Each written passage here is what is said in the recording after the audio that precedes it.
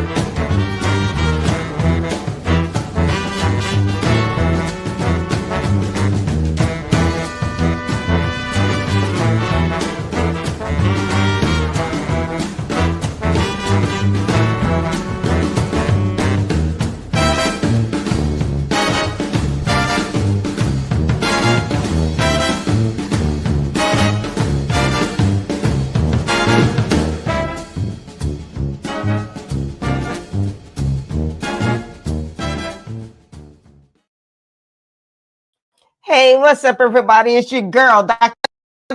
Lawson, and can we have a conversation about that promo? That promo was like everything. Man, if you're not excited about New Orleans, I don't know what's wrong with you, because I know I'm excited, and I've talked to the authors and they're excited, and I've talked to the special guests and they're excited. So only thing left is you. So I hope you will meet us in New Orleans, February 19th through the 21st for the 10th annual Black History Month Literary Weekend, and we are celebrating this milestone like never before. But now, before we get into the Black History Month Literary Weekend, we first have to get to the National Black Book Festival, which is taking place in Houston this month. And I'm really excited tonight because this entire month, we're going to be featuring some of the authors who are going to be a part of the National Black Book Festival. So my first guest is Nurse Jackie, and I'm sure you guys have seen her because she's all over the Instagrams, and for some reason she's sideways. So is that me? Did I do yeah, that? you're sideways. I know. Is that my camera? Yeah. Can you like twist the whole thing?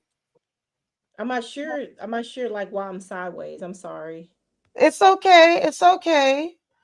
Are you on your phone or on your computer? I'm on my computer, on my iPad. Really? Oh, yeah. Okay. So it's an iPad. Can you take the entire iPad and just maybe turn it? No, it's in a case. So can you put the case on its side? I guess so. Oh, the other way. There we go. Okay, I'm not sure how that happened. Oh, you gotta love technology. It's always something, you know. Okay. Is that better? Yeah. Okay. All right. Well, hello there, Nurse Jackie. Thank you for being on the show. Welcome to the Horizons Author Lounge. Yes, ma'am. Thank you very much. I'm happy to be here. Awesome. I'm happy to have you. So you're going to be at the National Black Book Festival. Yes, ma'am, I am. I'll have a table there at the event. Okay, awesome. So for those of the people who are watching who just have been under a rock, who Nurse Jackie is, tell us who you are. Okay, so I go by Nurse Jackie. My name is Jacquelyn Bhones. I'm from a little town in Hot Springs, Arkansas. I was born and raised there. I came to Houston as a travel nurse. I've been a Houstonian, an adopted Houstonian for about maybe 15 years. I've been a nurse for Wow. 21 years. Yes, ma'am. I love what I do. I knew right when I was young that I wanted to help serve people and take care of people, and went right into school and been doing it for a long time. So I'm currently married. I'm kind of a newlywed, I guess you could say. I've been married for almost 2 years, and I have a Oh, son who's 25. my daughter's 25. That's awesome. Yes, ma'am. Yes, ma'am. Other than that, I'm just really getting a chance now to really develop what my passions are outside of nursing. So, that's why wrote the book. My very first book I wrote was during COVID. I served on the front lines in COVID, so I wrote a health and wellness book about how to treat viruses naturally. And so Mm. just kind of evolved into telling my story. I had a business, and one of the things that people were saying is that you're a great nurse and we see your passion, but nobody really knew about me. And that's what led me to write Being Average at Best and Why That's Okay. Yeah, now see, that's the title that actually caught my attention. And just to remind people, there was this philosopher, I'll call him, who he said that he was an image consultant, and women would call into his show, and he would give good advice, but he would do it in such a way to where it was almost insulting, and it was almost like he was berating the women. But many times he was telling the truth. It was just how he said it. I think it was really in the delivery. But in this one case, the lady called in and he asked her to rate herself. And Yes. he said that she could not use seven, and I think she wound up saying that she was average or something like that. And then he just kind of went in and said, by your own admission, you're average at best, but you want a man who's this, that, and the other. And that, I think that particular clip just went crazy, went It viral, and did. it really made him famous. And for those who don't know, we're talking about Mr. Kevin Samuels. Yeah. Yes, that you got that story 100% correct. So that, well, now you wrote the book about being average at best. What does that mean? So I wanted to kind of take what he was saying because, again, like you said, that statement made him viral. And for me, like, I followed him and he did give good advice, but I feel that more people would have been receptive if he didn't use average as an attack or using the word Yes. average to say you don't deserve you really don't deserve the things you're asking for because you're average. And so I wanted to, yes, he gave good advice. I think he was really on the side of trying to build black relationships and things like that. But what's wrong with being average? Just because I'm an average looking woman doesn't mean that I can't have what the things that I Right. feel that I want. And if that's what I want, then who are you to say that I can't, want those things? And so I wanted to make sure that as not a counteractive thing to his statement is being average at best, and that's okay. I mean, it's okay to be an average looking woman. I mean, most people are average. Right. Doesn't mean that you Everybody's can't not be going to look extraordinary. like an Instagram model. Exactly, exactly. And the flip side of that is that when you look at, okay, you're average, but when you look at the women who are trying to achieve the above average, they're doing the surgeries. And as a nurse, I've seen the repercussions of the women who are fighting against being average. So I don't think that that should be used as an insult. And we really need to turn that word average into something that doesn't define who you are as a woman, looks, and in regards to looks. Right, right, right. Now, what's been the reaction you've gotten back from this book? So far, most people that have read it, and I also have it as an audio. Most people like to listen, so I have it as an audible book. Um, Everything has been very positive because I really tell about my story growing up in Hot Springs, Arkansas, which is predominantly Caucasian city. Um, Mhm.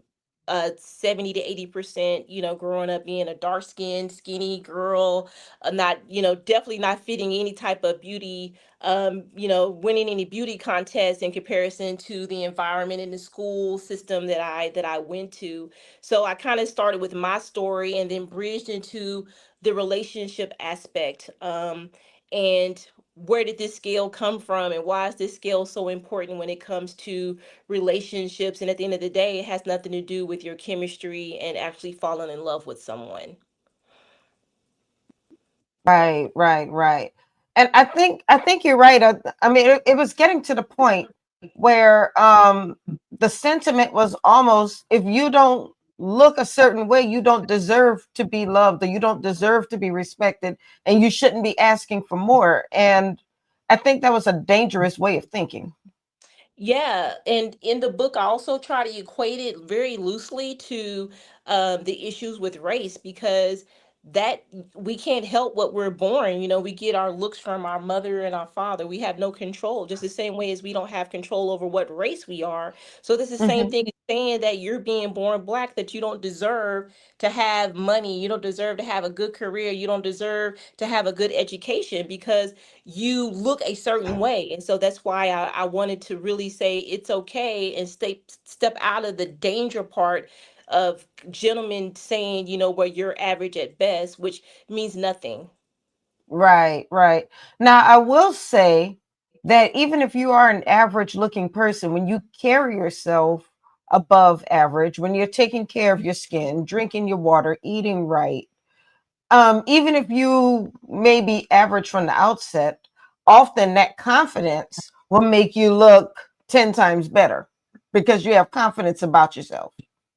Exactly. And also I want the young ladies that hopefully can read this to understand that some of the people in this world that have done the most extraordinary things were average looking people, because the focus wasn't Mhm. on the aesthetics. The focus was on they were super smart, or they had they were a visionary, they were very artistic or creative. If you go back and you look at all the great inventors, they all were average looking people. So even though you may not have been blessed to be beautiful in a 10, I mean, doesn't mean that you can't do extraordinary things. And I think that's a message so important right now, because a lot of young ladies are having surgeries and just really doing these dangerous things to try to fit this aesthetic and this number of a 10, which is totally made up. Where did this scale come from? I even did research and I couldn't find anything of who developed this beauty scale of from a 1 to a 10. Why couldn't it be a 1 to a 5?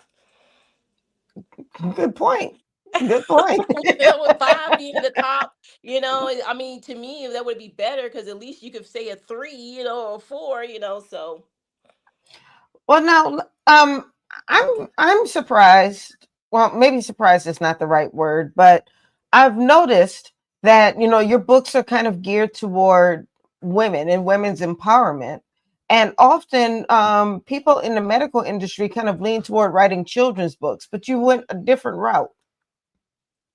Yes, I went a different route because this was so dear to my heart.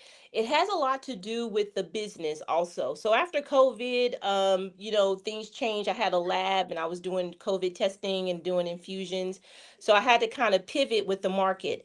So I went into aesthetics, doing beauty treatments, because when I was infuse, take it and flip it and help people feel good from the outside. And another thing with COVID, a lot of the people that were really sick and a lot of people who had issues were overweight.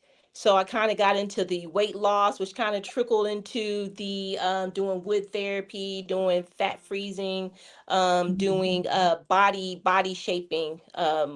In was a pivot in the business, and Right. so listening to women coming in and having all these insecurities and wanting to do all of these things really triggered something in me to say, okay, well, this is a major issue. So let me introduce myself not just as a nurse, but tell people my story and really try to do something to make people feel good. I make people feel good in the hospital, make them feel good when they're sick, but I also felt a need to help people feel good spiritually and mentally also.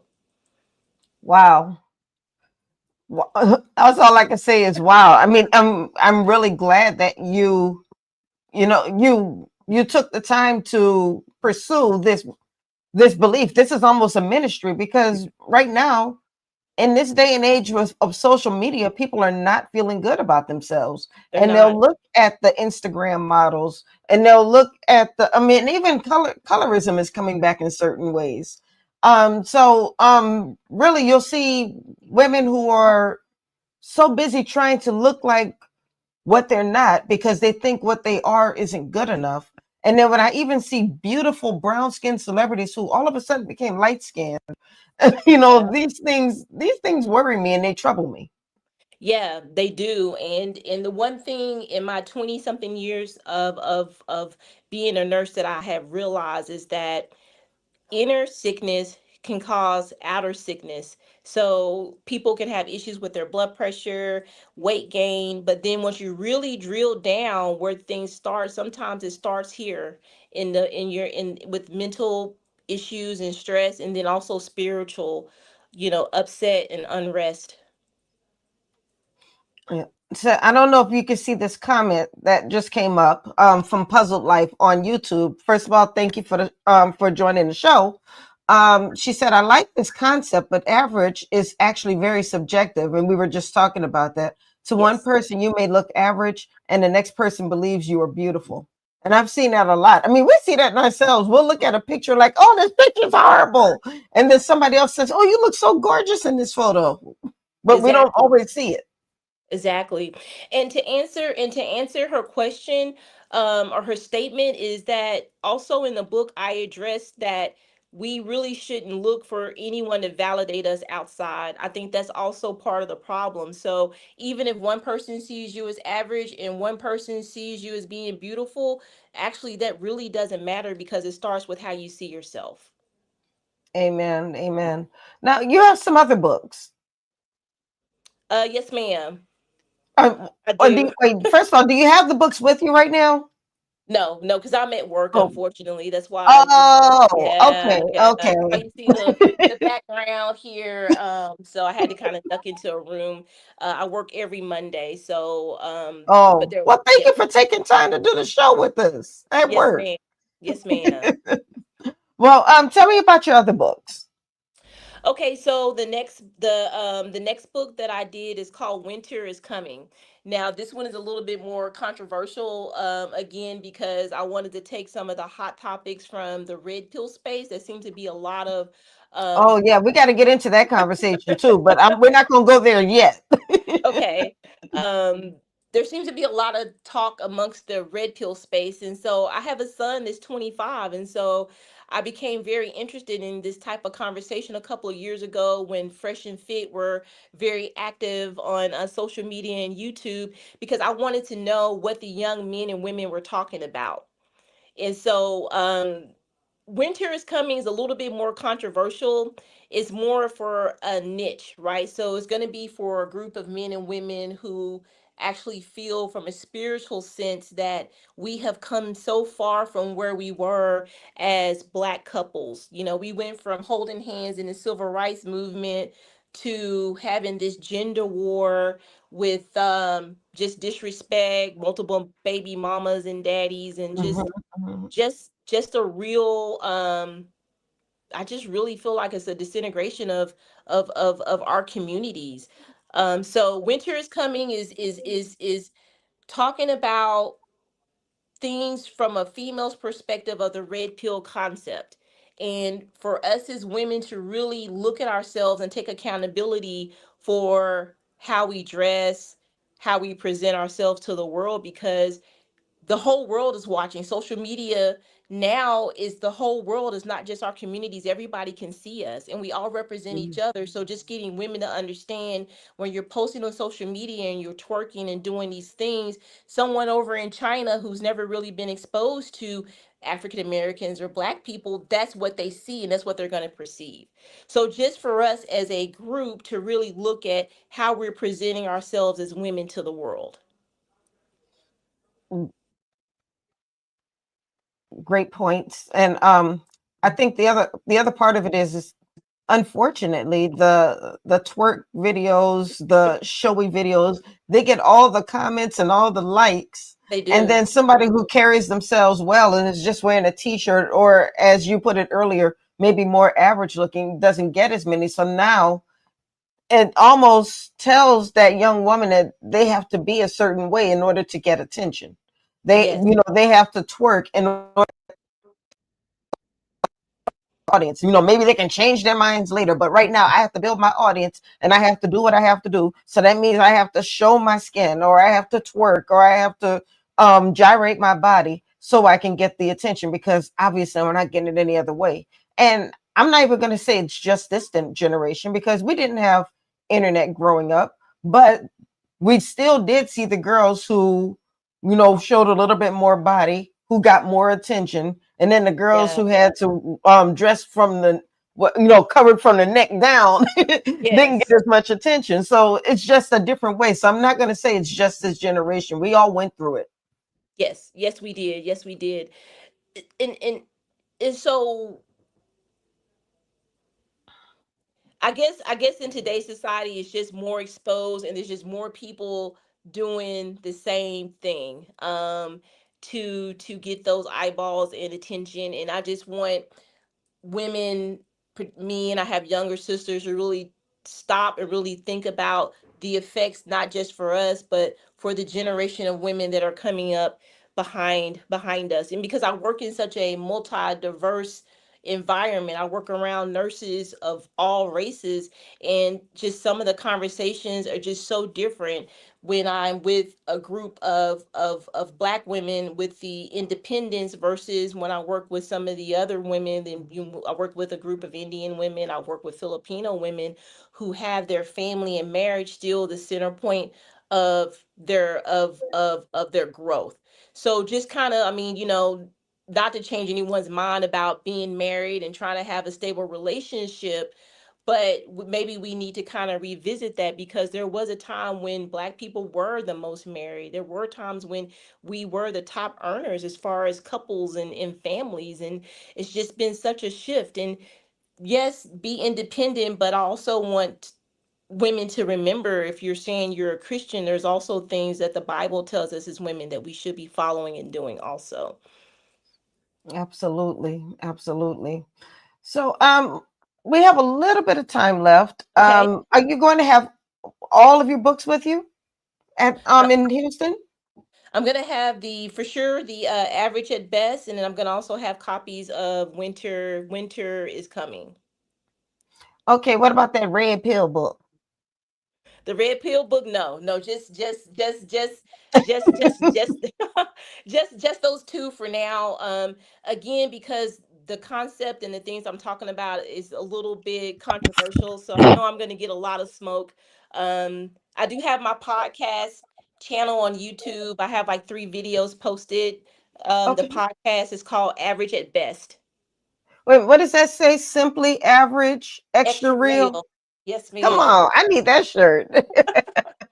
Yes, yes. And so again, like I said, I want us to take that word average and not see that as an insult. Um Real beauty comes from the inside. So we have to have this attitude regardless of how other people see you. That shouldn't matter, because you're extraordinary.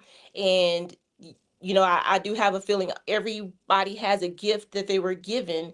And if we look at how things kind of go with the women who are considered beautiful, the women who have been on the cover of magazines, sometimes that may not be the best thing to strive for. And unfortunately, because a lot of those women don't really have the best outcomes, Right, because right. everything is so focused on the outer, and they never really take the time to work on the inner part of who they are, their characters, their morals, and having something other than that. Because once that goes away, who are you as a woman? As we are going to get older, I do aesthetics, and your face starts to change a little crow's feet, and you start to fret.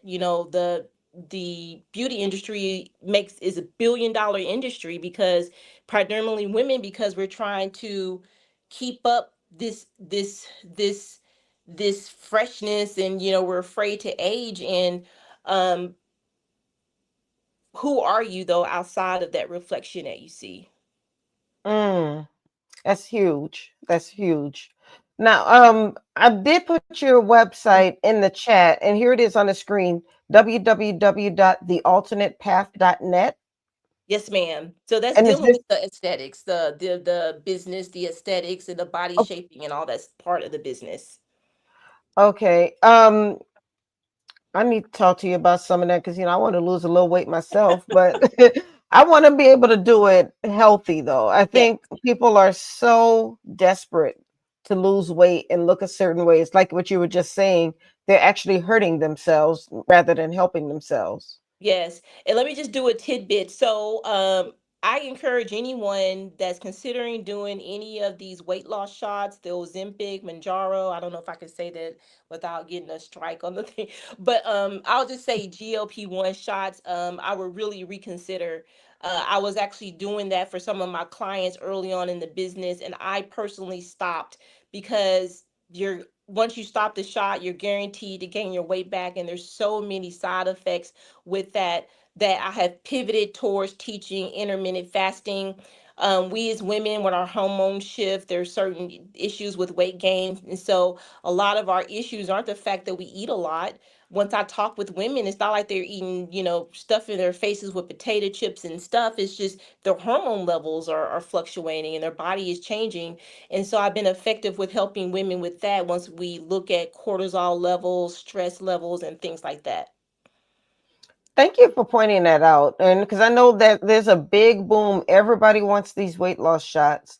It's a quick fix. And yeah, it's a quick fix, but at the same time, it's almost like, well, everybody else around me is losing weight. I want to lose weight too, Yeah. and so I like what you said. And you can still lose weight and lose weight quickly, but it may not be as quickly as taking the shot. Yes, yes. And if there's anyone that's considering it, if they have high blood pressure, diabetes, start the shot, but don't make that your final plan. Have a plan while you're taking the shot of what you're going to do once you're ready to taper yourself off. So I'm not 100% against it, but I am against it as a crutch, and you're never making lifestyle changes. Because if you don't make those changes along the way, as soon as you stop the shot, you're going to gain almost all of your weight back. Yeah, and then some. And then some. Yes. That's yes, yes, ma'am. All right. Well, thank you so much, Nurse Jackie. This was a great interview. I really enjoyed talking with you, and like I said, I look forward to seeing you in Houston at the National Black Book Festival. Yes, ma'am. I'm so excited. And how I got with this is that I went last year. I went to the Black Festival. I went to the Authors Festival last year just to kind of check it out. And it was just so amazing to be in the room with so many people that look like us, that wrote books across all genres. I felt like I wasn't the only nerd in the room. I still like to read. I still like to read books. Everybody's into the electronic books on Kindle. I just can't really get into that. I still like paper and put it in my bag and pull it out. I still love that aspect of a book. Holding it in your hand just kind of does something with making the experience, you know, just better. That's just for me. But it was good to meet people, and so I wanted to be a part of it this time, and not just a visitor. I get it. I get it. And I'm really glad that you come in as a participant this year. It's going to be fun. We're going to have a good time. And we found out last year that if you ask ChatGPT what is the Met Gala for authors, the National Black Book Festival came up. Oh wow, okay, that's awesome. Okay, that's really cool. Yeah, Yeah. so yeah, we're gonna have a good time. So I look forward to seeing you again. We'll make sure that we connect while we're out there. But this is a good time, and I think it's gonna be even better because you're there. Okay, thank you so much. And I just want to end with this is that, again, it's good when we are posting on social media and we have people that validate or give us kudos for, you look beautiful, it makes you feel good. But at the end of the day, we can't build who we are solely based on comments from others. We really got to find the beauty in ourselves, because sometimes the extraordinary can be found in the ordinary. And I truly 100% believe that. Beautiful. Thank you Yes, so much. ma'am. You have a wonderful evening. Okay, thank you. Thank you. Bye bye. Bye. All right, y'all. That was Nurse Jackie. She will be at the National Black Book Festival this year. And before we bring on our next guest, who is the woman of the entire month, because this is her event and she's been doing it well for so many years, I do want to let you know that your girl has a new book coming out. It's called Surprise Swipe Right. And it is a big, easy holiday comedy. And it's all about a 70-year-old lady whose daughter sneaks and puts her on a dating app, and it is hilarious. You are going to laugh all the way through it. The release date is actually October 28th, but I will have advanced copies at the National Black Book Festival. Woo! And then also, if you would like to pre-order your copy, oh, I have something shiny on me. If you would like to pre-order your copy, pre-orders are available now on for your Kindle version, your electronic version, and you will get your electronic version um on your Kindles on October 28th. So this is the time to get your book. I am going to put the link in the chat so you can pre-order, and I would love for you to read this book and leave your girl a review, because I guarantee you are going to love this book. Now, without any further ado, I'm going to bring on our next guest, Miss Gwen Richardson. Hello. I apologize for my background. I need to create a background that doesn't have Black Authors Matter TV on. So Oh, yeah. I haven't done that See, yet. that's why I'm up against the wall. I know. My green screen is against the wall. You see that? You see my green screen that I put on my chair is against the wall behind me. So anyway, thank you for having me on. I think this is my first time on StreamYard with anybody. Oh, wow. So yeah, and I don't do a lot of Zooms. The Zooms that I do is me doing them. So I don't do a lot of Zooms. So you're not used to being on the other side of it. I'm not. So anyway, congrats on the success of your show. Thank you. It gives you a chance to have people on that you want to talk to. Right. Well, see, I do it too. I do it two ways, because I love doing Black Authors Matter TV. I mean, because we meet some great authors, but this is also a way for me to meet authors this way, and then I wind up bringing them on as clients or working with them later. So it all works out. So I absolutely love doing both shows. Yes, it can be tiring sometimes, but it works. It works out. Yeah. So I want to congratulate you, because how many years have you been doing the National Black Book Festival now? This is year 18.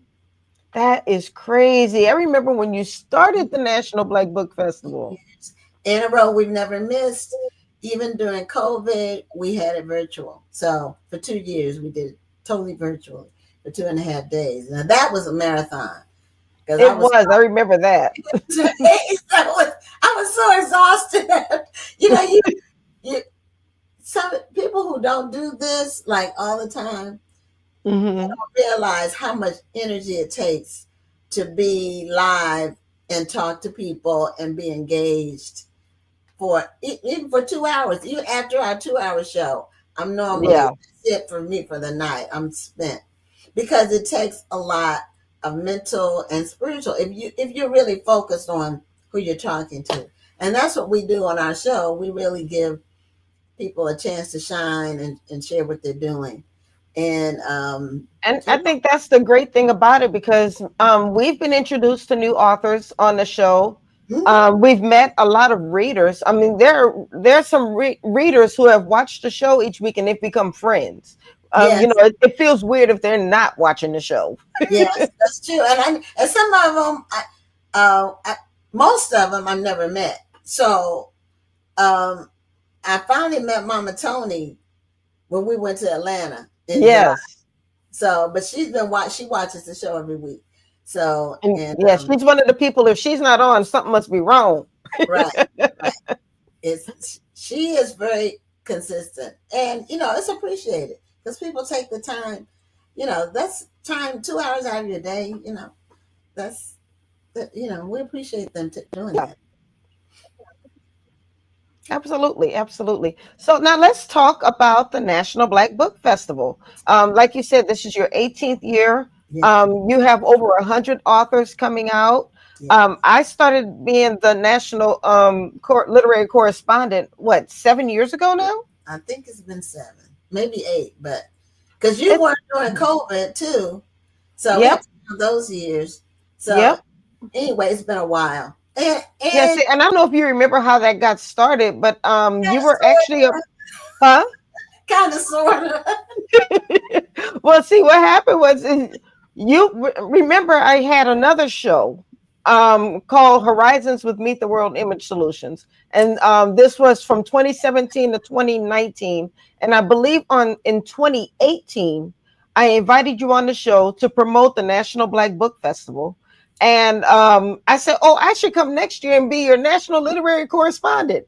And you were like, okay. And then you were like, okay, you ready to do this? And I'm like, well, yeah, I guess I'm coming out. You know, when people suggest a job that they want to do at the National Black Book Festival, and I know that they're a serious person, then it's yes, that's it. But I have to know that they're a serious person because Yes. I've had people suggest things that were completely like, let me say it kindly, off the wall or just plain crazy. And so I had already seen you operate. I already knew you were a serious person. So, and I'll try a person once. If it doesn't work, then I just don't do it anymore. But if it works, then you're on. You're part of it.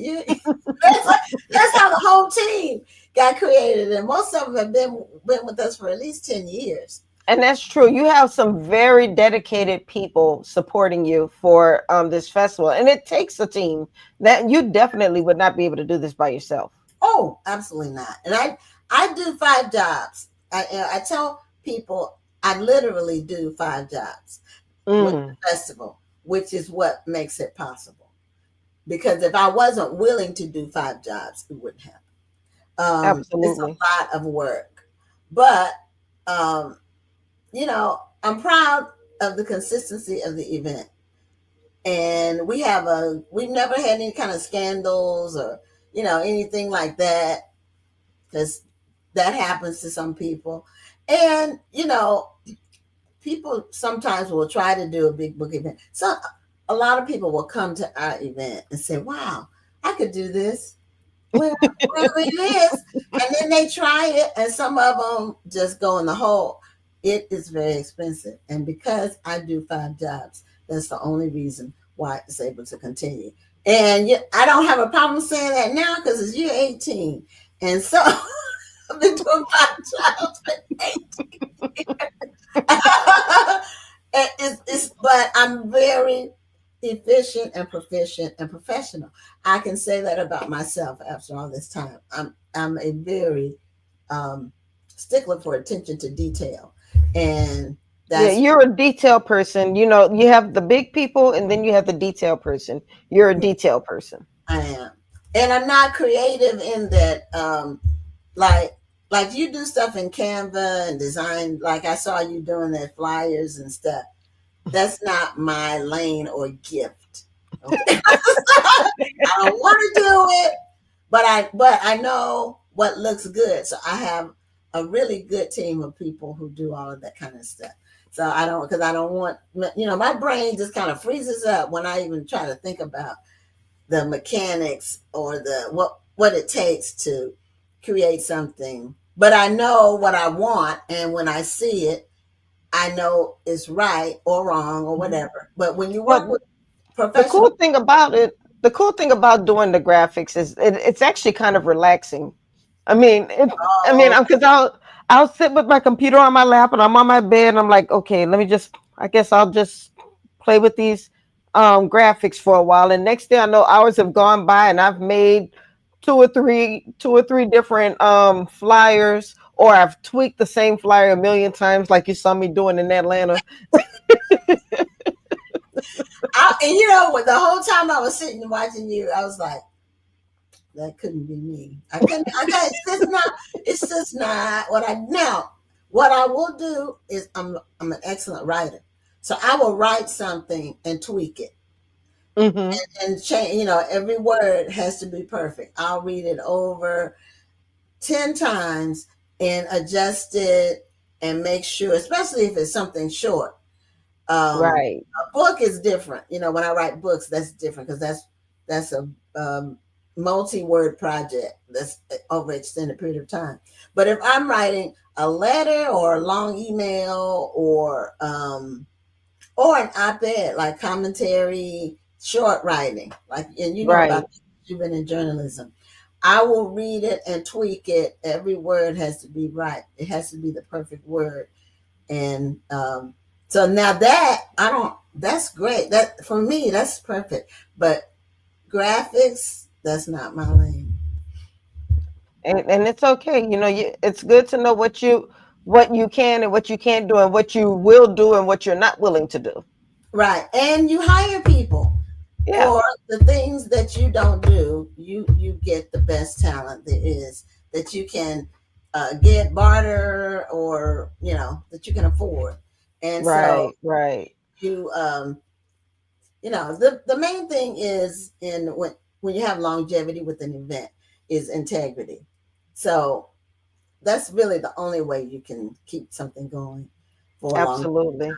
So now let's talk about this year. How Okay. many authors do you have coming out this year? Well, we have 7 featured authors, and then we have it's roughly 120 as far as the exhibitors. That's And amazing. And you consistently have over 100 authors coming. yeah, 120 is kind of our sweet spot, and we max out on the space at about 130. So um, we're going to have about that. Our featured authors this year are Eric LaSalle, who's an actor. You all may have seen him in ER and also Coming to America. And he's been in some other things too. Um, April Ryan, who's the White House correspondent, and she's the longest serving Black woman that has been the White House correspondent. And she has a, a, a few books, but her newest book she'll have there. Then we have the romance duo Beverly Jenkins and Brenda Jackson, and they're going to be appearing together. Then we have a mystery thriller duo Brandon Massey and Rachel Housel Hall. They'll be appearing together. And then Mhm. we have Kiki Swenson, who's, I didn't realize she did filmmaking and screenwriting, but she's also a best-selling author. So she'll be there. So we have 7. After COVID, we kind of came back slow with the featured authors. The first year we had only 4, and then Yeah. it was in 2022. So then we went to 5, and I think we're going to stick to 7. um, 7 is a good number and it's not too many. You know. Yeah, I'm never gonna forget the first year I was doing the interviews. The first year I was the national literary correspondent was the year that Eric Jerome Dickey came. Yeah, yeah, that was a good year. It was Uh, a very good year. and he was very gracious. He was always there. We had him one other time, not at the. Did he ever come to the book festival? I don't think. I think he came to the book festival another time. So he Mhm. came and like our first year was 2007. So I think he came in like 2009 or 2010. And so then he came, and that year was 2019, I think, or I believe 2018, it was. one of the two. Yeah. And he also came when we had our grand opening for our bookstore, when we opened our bookstore. So he came, that was around 2001. So he had been to Houston for our things for a long time. Just was always Wow. very down to earth and gracious, and no big ego or anything like that. And No, that's not always a very nice man, and he doesn't mind sharing his knowledge. right. And so he was, gone too soon. Um, Absolutely. he was. So Well, you also mentioned your bookstore, and I think there may be people who don't realize that before the National Black Book Festival came along, there was Kush City, yeah, and people. I know I was as a new author. I believe I may have only had like 1 or 2 books out, But when I got that email from Kush City saying that you wanted my book, you couldn't tell me nothing. I was so excited. I was like, "Oh man, a major bookstore wants my books!"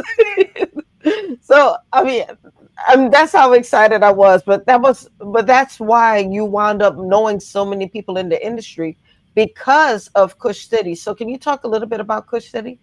Sure. We started Kush City as an online bookstore. We wanted to sort of be the Black Amazon. And so we launched in December of 1998. So, and Kush City is the parent company for everything that we do, including the book festival and Black Authors Matter TV. But we started online exclusively. We were doing it out of our house, and then we outgrew our house. We were boxing things, and we had inventory everywhere, and so we said we need to move it into a office space or some kind of office space. And the space that my husband found it was in a strip mall, and it was really nice. It had the front area and it had offices. Well, we were shipping out of that location for a year, and then the front of the facility was empty. We didn't even use it. And we said, you know what? We need to turn this front into a store. That way we can get money coming in the front door, coming out of the back door online. We can have money coming in. So that's why we started the store, because we had moved into a storefront and weren't using it for a store. And then, so we opened the store in 2000, and we had it until 2010. And we had so many people come through, authors, new and old. I met a lot of them during those years. We also were one of the reporting stores. I don't know if you knew this, for the Essence list. Yes, I did remember that. We were one of the reporting stores. So we reported our book sales to Essence every month, and when they used to have their list. And then I wish they bring that list back. That was nice. It was nice. It gave people something to look forward to or strive for. It did, but I guess it was, companies do things that are economically viable, and then when they're not, then they stop. Right. And I don't know if that's it, but if it's making money, you keep doing it. When it's not making money, or if it's losing money, then you have to reevaluate.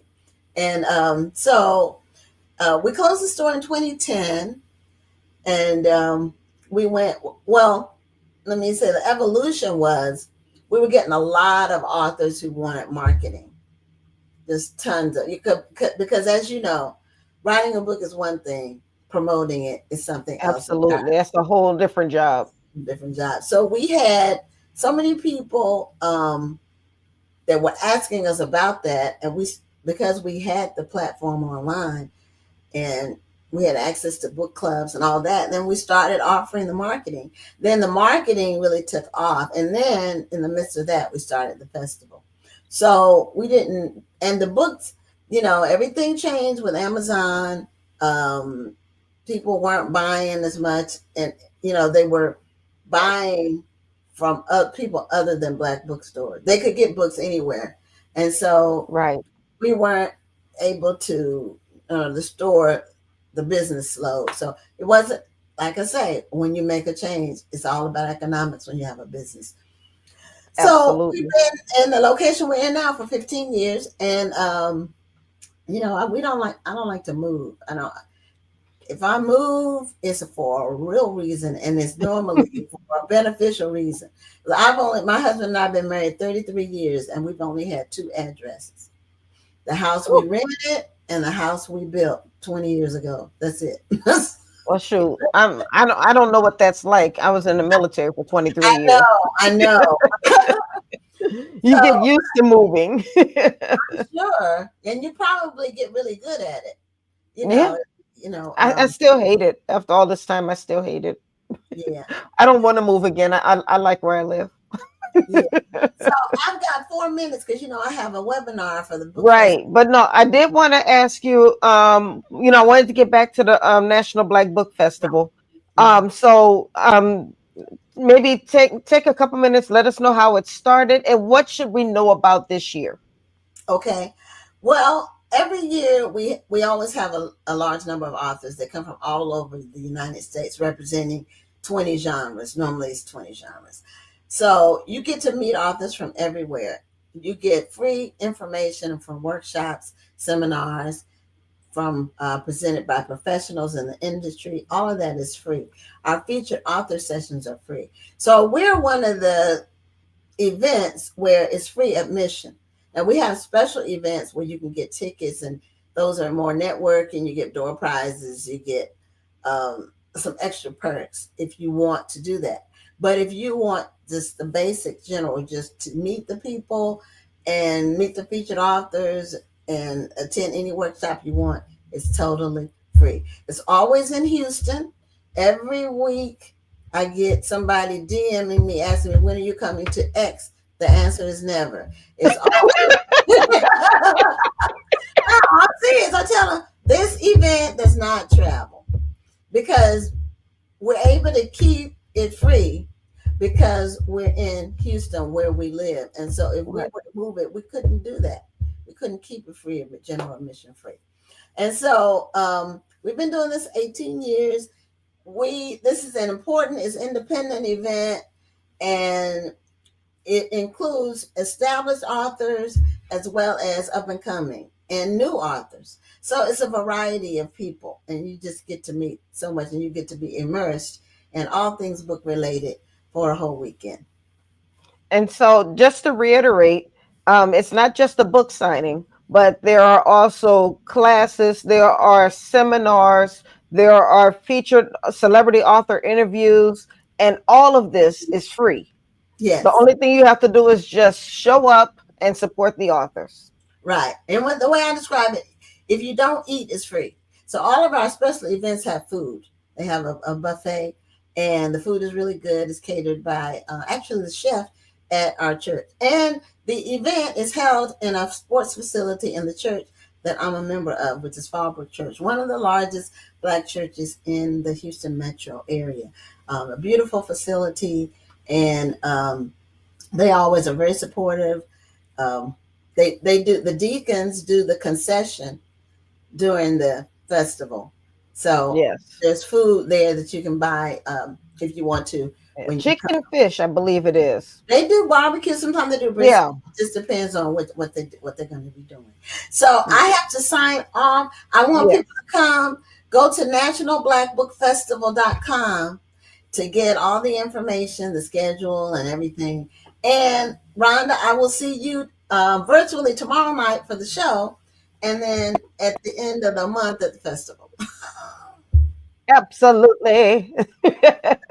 All right, I'm going to put the link on the screen so everybody can see it. Please make sure you come out to the National Black Book Festival and meet some of your favorite authors, and then meet a new author.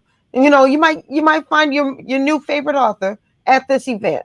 So, Gwen, I want to thank you for taking the time to come on the show. I know you have you're going to be meeting with some authors right after this. So I will let you go. But if you need more information about the National Black Book Festival, the website is on the screen right now. It's also in the chat. So make sure you click it and find out about everything that's going to be going on that weekend. And tell us the dates one more time. It's October 23rd through the 25th. I don't think I gave you the dates. So it's it's the last weekend in the month. So come out. Yes, come on out and have a good time. So, Gwen, go ahead, take care of your business. Thank you very much for taking the time to talk with me tonight. And we're going to be talking to more authors throughout the month. Okay, take care. Good night, everybody. Bye-bye. All right, y'all. We have come to the end of another Horizons Author Lounge. I hope you all had a great time, because I know I did. Just a couple of reminders before we hang up. So I already told you about Surprise Swipe Right, my new holiday rom-com. Yes, a holiday rom-com. My first time writing a holiday rom-com. It is already on sale, on pre-sale. So you can pre-order your book on Amazon right now. So get out there, go ahead and do that. Also, don't forget about the For the Culture Book Awards. There is still time to submit your book. We want you to win. As you can see, there are going to be $10,000 worth of prizes and cash given out. We're going to have a first, second, and third place winner. The deadline to submit your book is November 1st. So you still have time to do it. I don't want you to forget about that, because I really want to read your book and I want to give you some money, and I really want to honor you for your writing. Keep in mind that this contest is just for fiction authors. I've had poets ask me if they can be a part of it. I've had children's book authors ask me if they can be a part of it, but this is primarily for fiction authors. So if you write fiction and you are upholding the culture in your work, I want to read it. Also, we have the Booked and Buzzing DIY Publicity Toolkit. You heard Gwen say earlier that authors are always looking for publicity. If you want publicity, but maybe you can't afford to pay a publicist, or maybe you just don't want to pay a publicist, totally understand that too. Then you get this one workbook, and for one small price, $50, you will get templates. You will get a press release template. You will get a thank you template. You will get a pitch template. You will even get a media list of 20 different media outlets who are looking for stories like yours. So go ahead and be a part of this. Go ahead and get this book. And so if you want more information on any of this, just hit me up on all my socials, and you can get more information about the books, about the contest, about the Black History Month Literary Weekend, which will be February 19th through the 21st in New Orleans. And we are celebrating our 10th year anniversary. So there's so many things going on, and I really want you all to be a part of it. But right now, I just want to thank you for being a part of the Horizons Author Lounge. We have gone over 1,000 subscribers on our YouTube channel, and we're continuing to climb. And it's because of the support of people just like you. So thank you so much for the love, for the support, and helping us to grow. And before I hang up, I would be remiss if I did not send a special shout out to all of my fellow federal government workers who are furloughed or accepted. Furloughed means that you are at home waiting for this to end and you don't know how long it's going to end and you're not getting a paycheck. Accepted means that you still have to go to work, but you're still not getting a paycheck. And that's me, unfortunately. But I'm saying a special prayer for all of you. We are going to get through this. That's all I have for tonight, guys. So as Gwen said, I'll see you tomorrow night on Black Authors Matter TV. And I will see you again next week, where we interview 2 more authors who will be a part of the Black History Month. Excuse me, not the Black History Month Literary Weekend. That's coming up later. We're going to be interviewing 2 more authors who are going to be part of the National Black Book Festival. So stick around. Some great things are coming. But that's all I have for tonight. So I want to say thank you. I want to say God bless you. And I'll say I'll meet you soon. Have a great night.